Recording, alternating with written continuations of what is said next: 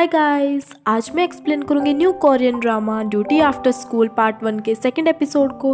और अगर आपने अभी तक फर्स्ट एपिसोड नहीं देखा है तो लिंक आपको डिस्क्रिप्शन में मिल जाएगा। पिछले एपिसोड में हमने देखा था कि आसमान से वो बॉल नीचे आकर गिर जाती है और वो बॉल अचानक से एक क्रिएचर में बदल जाती है और वो क्रिएचर जंगुंग को उसके पैर से ऊपर उठा लेता है। ये पूरी घटना स्कूल की ही होती है जहाँ पर वो क्रिएचर जंगयुंग को अपने अंदर खींच लेता है और वो जैसे ही जीयोल को भी अपने अंदर खींचने लगता है कि लिमचिन वहां पर आकर उसे बचा लेता है। इसके बाद लीचुन और उनयोंग को एक क्लासरूम में दिखाया जाता है जहां पर उनयोंग लीचुन से कहती है कि तुमने तो कहा था कि ये बॉल्स खतरनाक नहीं है, लेकिन इस बॉल की वजह से जो इसके अंदर से क्रिएचर निकला है उसकी वजह से जंगयुंग की जान चली गई है। लीचुन कहता है कि हमें जंगयुंग की डेथ वाली बात को सबसे छुपा कर रखना पड़ेगा, अगर बच्चों को ये सब पता चला तो वो लोग बहुत ज्यादा डर जाएंगे। इसके बाद उनयोंग जीयोल और कोयल को समझाती है कि सब कुछ ठीक हो जाएगा, इसमें तुम्हारी कोई भी गलती नहीं है और इन सब के बारे में किसी को भी पता नहीं चलना चाहिए क्योंकि ये सब सुनकर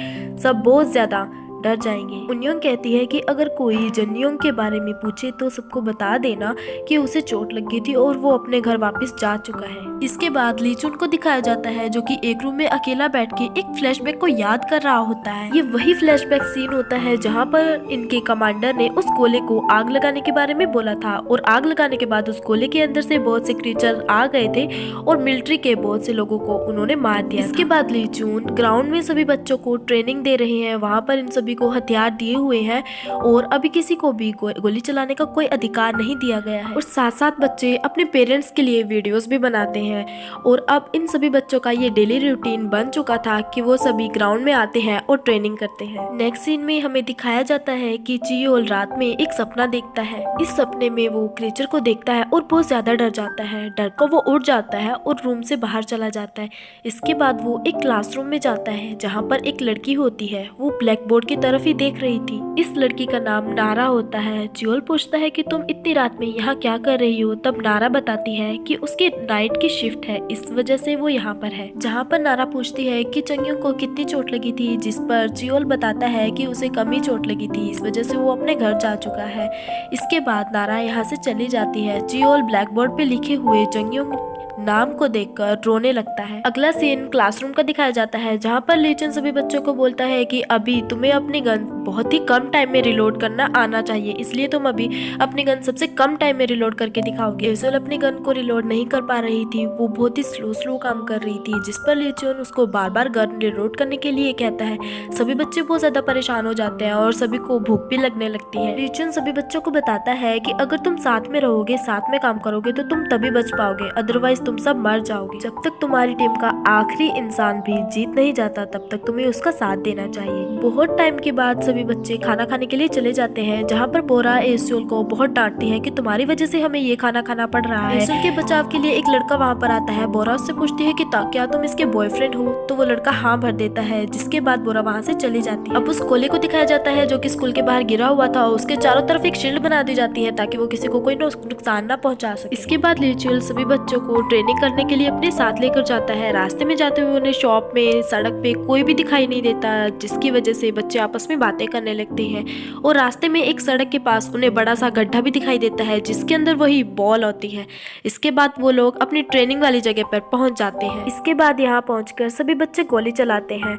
इसके बाद लीचुन सभी का रिजल्ट बताता है जहाँ पर वो कहता है कि नारा ने सबसे अच्छा प्रदर्शन किया है। इसके बाद लीचुन सभी बच्चों को वापस लेकर जा रहा था, लेकिन लीचुन को कुछ अजीब सी चीजें दिखाई देती हैं कि शॉप के कांच टूटे हुए हैं और दीवारों पर भी अजीब से गड्ढे बने हुए हैं। इसके बाद लीचुन सभी बच्चों को वहीं पर रोककर कुछ टाइम रेस्ट करने के लिए कहता है। लीचुन और वॉनबिन कुछ देखने के लिए सबसे आगे चले जाते हैं, लेकिन ताइमैन अपने दोस्त से कहता है कि उसे भूख लग रही है, उसे कुछ खाने के लिए चाहिए, इसलिए वो दोनों वहाँ से उठ जाते हैं और एक स्टोर के अंदर चले जाते हैं। स्टोर के अंदर पहले ही सामान पूरा बिखरा पड़ा होता है, लेकिन वो भूख की वजह से सामान को ढूंढने में लगते हैं। इसके बाद उन्हें को पता चलता है कि यहाँ पर 2 बच्चे नहीं है। वो मिलिट्री लेडी से कहती है कि यहाँ से 2 बच्चे गायब हैं। मिलिट्री वाली लेडी कहती है कि तुम यहीं पर रहना, मैं उन्हें ढूंढ कर लाती हूँ। उन्हें बच्चों से पूछती है कि क्या तुमने उन्हें देखा है, तब एक लड़का बताता है कि वो लोग स्टोर में जाने की बात कर रहे थे। उन्हें एक लड़की को लेकर लेकर उन दोनों को ढूंढने के लिए चल देती है। उनयोंग और यूजोन उन दोनों को ढूंढते हुए आगे निकल जाती है, जहाँ पर यूजोन को एक गन दिखाई देती है। वो जैसे ही उस गन को उठाती है उसके साथ साथ एक हाथ भी बाहर आ जाता है। यूजोन जोर से चिल्लाती है, सभी बच्चे भी उसके चिल्लाने की आवाज सुनकर सभी उसके पास आ जाते हैं। उनयोंग सभी से ये कहती है कि तुम यहीं रुको, मैं आगे चेक करके आती हूँ, लेकिन जुयोल उसे आगे जाने से मना कर देता है कि आगे खतरा हो सकता है, लेकिन उनयोंग मना कर देती है और आगे चली जाती है। इसके बाद जुयोल जोर से चिल्लाता है और कहता है कि जंगयोंग की डेथ हो गई है इन बॉल्स की वजह से। सभी बच्चों को पता चल जाता है कि जंगयोंग की डेथ हो चुकी है। तभी हमें दिखाया जाता है कि उनयोंग के सामने बहुत सारे लोगों की बॉडीज पड़ी हुई है और वहाँ पर क्रिएचर भी है। उनयोंग सभी बच्चों को चिल्लाकर यहाँ से भाग जाने के बारे में कहती है। उनयोंग के हाथ में गन होती है, वो एक दो क्रिएचर को तो मार देती है, बट क्रिएचर उसके बिल्कुल पास आ जाते हैं और उसे मार देते हैं। सभी बच्चे बहुत ज्यादा डर जाते हैं और इधर उधर भागने लगते हैं। तभी वहाँ पर मिलिट्री लेडी आ जाती है, वो इन क्रिएचर्स पर गोली चलाने लगती है और सभी बच्चों को कहती है कि यहाँ से भाग जाओ। सभी बच्चे अलग अलग डायरेक्शन में भाग जाते हैं। कुछ बच्चे एक स्टोर में जाकर छिप जाते हैं, लेकिन वहाँ पर पहले से ही क्रिएचर होते हैं। कुछ बच्चे लीचुन के साथ सुरक्षित होते हैं, लीचुन सभी को लेकर आगे बढ़ता है और कुछ बच्चे वोबिन के साथ भी सुरक्षित होते हैं। ये सब आपस में मिलने लगते हैं, लेकिन अभी भी कुछ बच्चे बाहर थे। बाहर हमें दिखाया जाता है कि जहाँ पर बोरा और उसकी फ्रेंड्स भाग रही होती है और उनके पीछे क्रिएचर पड़े हुए होते हैं। तभी वहाँ पर मिलिट्री लेडी आती है और वो कुछ क्रिएचर्स को मार देती है, लेकिन तभी अचानक से एक क्रिएचर पीछे से आता है और मिलिट्री लेडी को मार देता है। हाना यहाँ पर बहुत ज्यादा डर जाती है। उसके पीछे एक गाड़ी होती है और वो गाड़ी के अंदर बैठ जाती है।